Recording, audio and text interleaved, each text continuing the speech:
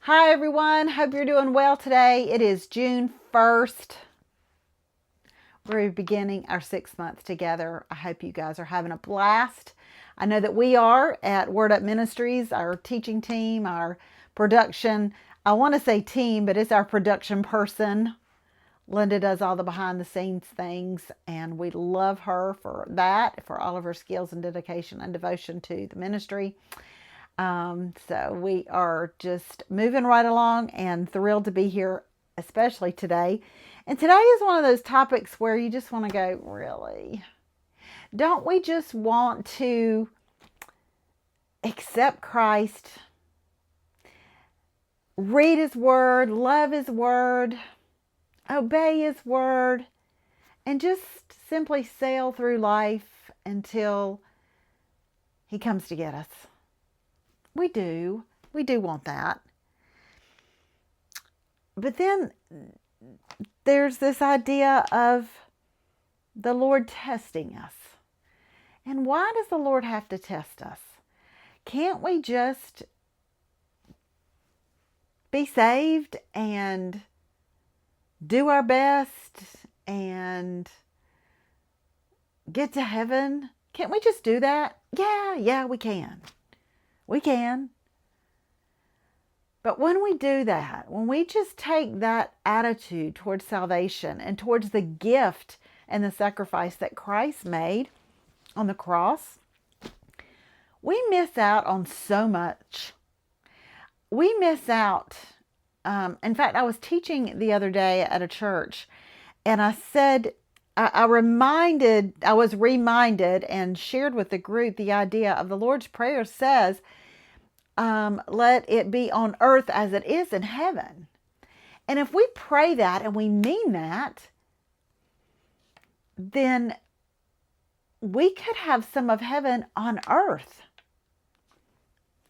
But we have to be able to receive what heaven offers us. And honestly, we can't receive heavenly things in a fleshly coat, with fleshly attitudes, with fleshly actions, with fleshly character. We can't embody heaven in a flesh that isn't refined like Christ. So that's really what testing is. In fact, I'm looking at the bottom of my notes before I even start. This is the why. This answers the question to why are we being tested? Why does God have to test our heart? Solomon mentions it. And it's not the first time. This is not the only time testing is mentioned in the Bible, but it's to be able to present us to the Father as His spotless bride and to cause us to reflect the image of our Father to all of those who are around us. It's to help us be prepared to meet God. I don't know any bride that wants to go down the aisle and meet their groom ungroomed, without having washed their hair or perhaps put on a little makeup or maybe not, but have a new, even if it's not brand new off the rack, but it may be a repurposed wedding dress they've had cleaned, but perhaps it's fitted to them. A bride's not going to wear a dress that's too big for them. They're not going to wear shoes, and if they don't wear that are too big for them or that are old, or maybe they're going barefooted, they're not going to have dirty feet. Do you see what I'm saying? Every bride prepares for the wedding. So does every groom. Our groom has done his part. He has sent His Spirit to get us ready, to help us get ready for Him. That's what the testing is all about. It's not because He doesn't love us. It's not because He's trying to get us to pass a devotion test. Are we really devoted to Him? Although it's not devotion that's even in question, but how devoted to Christ are we if we're not willing to allow Him to refine us and to make us more like Him. That's something to think about. John Trapp said this: He tries us that He may make us know what is in us. Oh, what dross, what pure metal, and that all may see that we are such as for a need can glorify Him in the very fires. Wow. Maybe read that out loud to yourself and dig into that. That's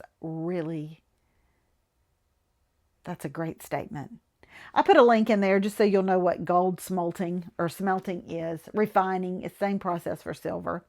I put the definitions there for refine and purify, just for your reference. But this idea that we are tested,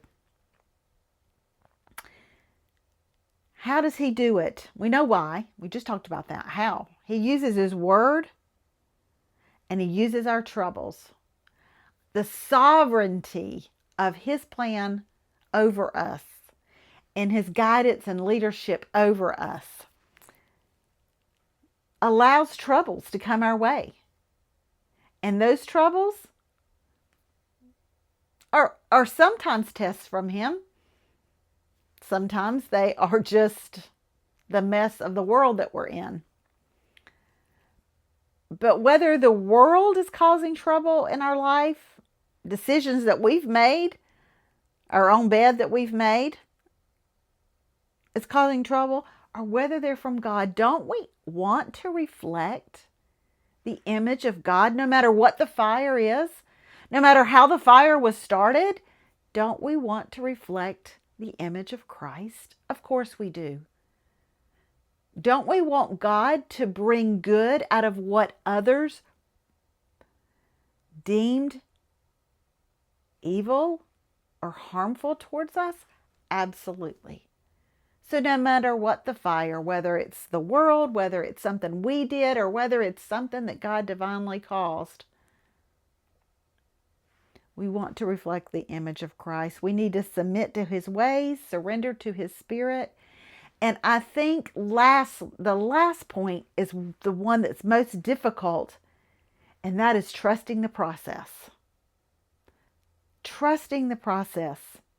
Because here's the thing, passing and failing the test doesn't determine whether or not we are more or less saved. This is not a salvation issue. This is the beyond the salvation experience. So what the tests are doing is making us more like Christ. Not going, yep, no, can't be saved. You failed that, you can't be saved. Oh, wow, you passed that with flying colors. Welcome to heaven. It has nothing to do with salvation. And if we find ourselves going through the same, can I just add this, through a similar test over and over and over again, perhaps we're not learning the lesson Christ wants us to learn. Trust the process. Ask God to investigate your heart. Psalm 139, 23 and 24. I know I sound like a broken record. And ask Him to show you, what do I need to learn? Because obviously I'm not learning it. Or what do I need to unlearn? How I keep getting to this place. So what is preceding? What am I doing that precedes this place that I constantly get to, Lord? Help me unlearn that. Refining and purifying. I want to meet Him as a pure, spotless bride. I want my acts of righteousness to envelop me so that I am presented pure and spotless before the Lord. And I want that for you too. I really do. That's why I do this every single day. That's why I started doing this 16 years ago. Because it means that much. And I hope it means that much to you also. Take care. See you next time on Read Through the Word.